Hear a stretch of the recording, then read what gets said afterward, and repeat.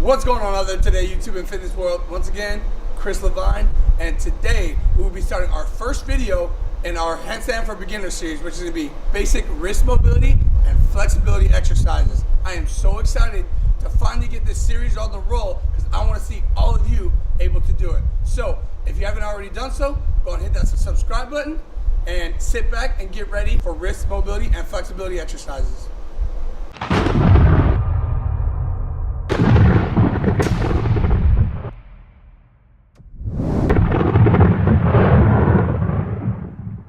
Alright, welcome back. So like I said in the intro, today we'll be going over basic wrist mobility and flexibility requirements prior to starting your handstand training. So having stiff wrists is actually not an uncommon thing. So one of the things that I like to do before every workout, and I had to do a lot prior to actually starting my handstand training, is I always warm up my wrist. So if you just take your wrist and you push it back just like this, right? Some people, they can barely push it back. So where like that's as far as that they can actually go. After a while of you being able to do it, you can push it back to where like your fingers are almost touching your forearms. Now, you don't necessarily need to go that far back. However, basic wrist mobility and being able to actually like push it in both directions plays a huge factor. Now, when I was learning how to do handstands, I actually injured my wrist a few different times because I didn't think it was that important to actually warm my wrist up, and I didn't really have the greatest mobility and being able to have flexibility in my wrist in the beginning. So what happened was there's so much pressure that's put onto your wrist as you're trying to do a handstand. Essentially your entire body is on top of your wrist.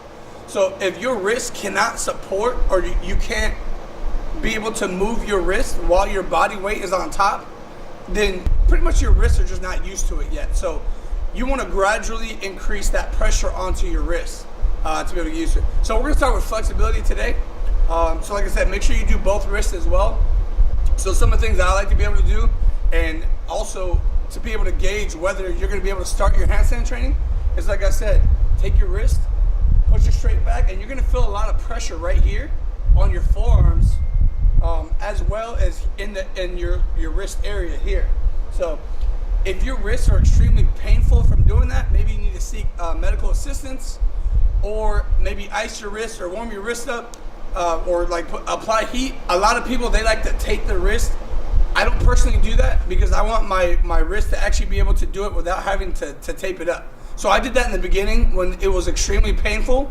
Some of you, it might be a little bit easier. I weighed a little bit more than the average person, so I had a little bit extra weight that were actually on my wrist. But for you all, I would say just you can kind of gauge how much pressure your wrists are going to be able to take by just doing basic movements like this. So just hold it back for a few seconds. There's not like a set time or whatever. You just want to kind of gauge to see what your wrists are going to be able to take. Now the other thing is, a lot of people, they warm their wrist up, but in my experience, you have to do your thumbs separately. It sounds crazy, but this whole area right here doesn't really get a full warm up and stretch unless you do your thumbs specifically. Now, just like kind of going a little bit off track, I actually injured my thumb area to where like I was able to push down with my other fingers, but because I didn't warm my thumb up, I actually like pulled something right in this area. And I was unable to do handstands for a while because I didn't warm my thumb up separately. So, like I said, it sounds weird. You're like, oh, you should be able to just warm your wrist up. It should cover everything, but it doesn't. So take your thumb and just kind of warm the area up as well. Try to stretch your thumb area back. Get all this area right up in here, right? This whole area getting warmed up so it's not stiff. Keep it nice and loose. And then continue to focus on your actual wrist. Once you feel that you've gotten to a point to where, your wrist basic mobility and just doing it by yourself, standing, what you're going to want to do is to test out putting a slight amount of body weight onto your wrist. So what I would do is, now obviously I don't have a padding down here, which I probably should, but for your case, I would start putting a padding down for your knees so that you don't injure your knees. And like, you just notice that when you put your knees on the concrete, I'm a little bit used to it, but when you put your knees on the concrete and then you try to stand up constantly, it creates too much ache and pain after a while. So you're just better out putting like some type of mat, or you can get like one of those little square puzzle piece type foam mats that you can put down so your knees don't hurt. So what you'll do is just take your wrist and try to keep your wrist as straight as possible, like this. So a lot of people cannot keep their wrist straight, but what I mean by that is like your fingers pointed forward. All right, so I'm gonna try to do it at different angles so you guys can all see. But here, I'll move over here a little bit. But a lot of people can't actually keep their fingers straight whenever they're putting pressure on it, because it puts more pressure on your wrist. So a lot of people, you'll see, they'll turn their wrist out. They'll turn their wrist out a little bit, just like that. So I'm gonna keep mine straight because I think my wrists are pretty flexible. So we'll give it a shot. So what we're doing right now is we're testing approximately how much pressure our wrists are gonna be able to take to determine whether we're gonna be able to start our handstand training or not. So what you do is you'll take your hands just like this. Like I said, fingers pointed as straight as possible. All right, keep your arms completely straight, your shoulders locked out. I don't want to see any bend like this, or bend in the elbows, completely straight. And what you're gonna do is just lean forward, just like this. So there's gonna be a point to where you feel a good deal of pressure on your wrist. That's kind of your point. So that's like the maximum area that you want to kind of play around when it comes to like you actually working toward gaining more flexibility and mobility in your wrist. So going too much farther over that is it's gonna increase your risk of injury. So you want to just kind of play around in that area. So every once in a while, go to the max, but you want to stay in that like a little bit below that, so you don't risk injuring or irritating your wrist. So I can go pretty far as my wrist, because I have a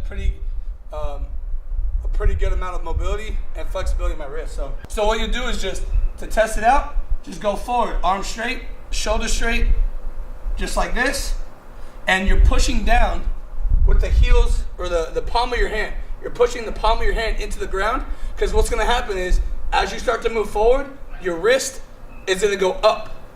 So you don't want it to go up, so you constantly push it down, but you continue to lean forward. So just like this.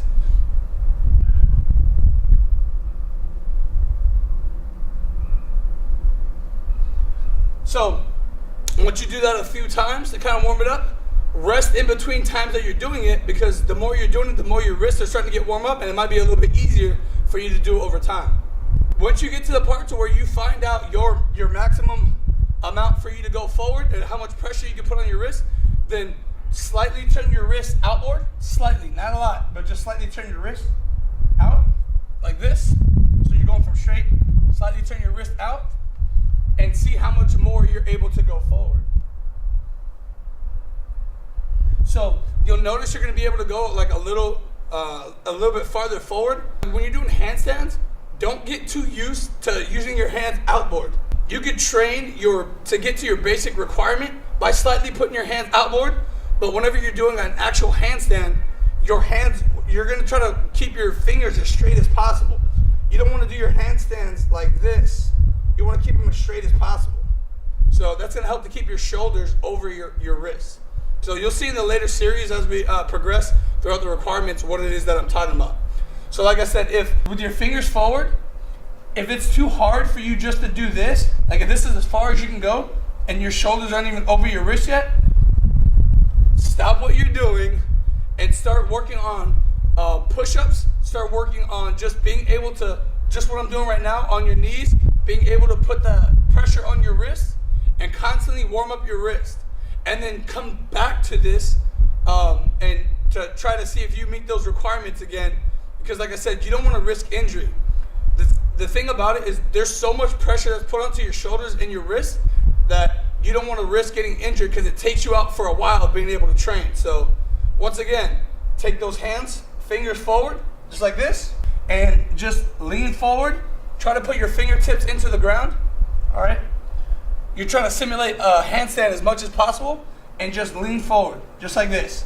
As you're pushing your heels down, keeping your shoulders without bending, and then also your elbows without bending to the side. So you're just gonna do just like this. if you can get your shoulders if you can get your shoulders past your wrist, that's a pretty good indication that you're ready. That's a pretty good indication that you're ready to start your handstand training. So please take your time. Do not rush into this. Take it from my personal experience, because I've injured my wrist on a number of occasions trying to skip steps or just try to be tough because I see everybody else doing it. But what's going to happen is it's going to take you out of the fight and you're not going to be able to train for the handstands. I am very confident that all of you, as long as you're continuing to progress into being able to do those basic exercises that I was showing you, will be able to start your handstand training pretty quickly. But like I said, do not rush into it. Do not rush into it. So take your time, meet those basic requirements for your wrist mobility and flexibility, and I'm very confident that we're going to be able to start our handstand training soon.